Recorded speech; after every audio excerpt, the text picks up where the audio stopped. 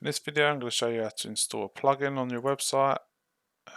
Please be careful when installing plugins because obviously some of them can be malicious, but if you've got a plugin you know that's fine that you want to install, you can log in, go to your dashboard which is here, go to plugins on the left hand side and add new.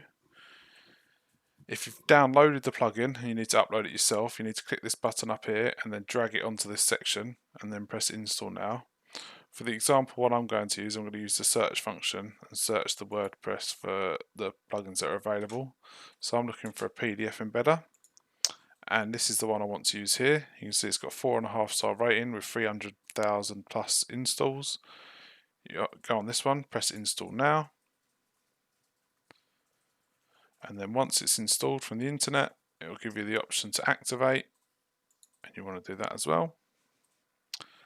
This is the plugin once it's installed, and that's that for installing the plugin.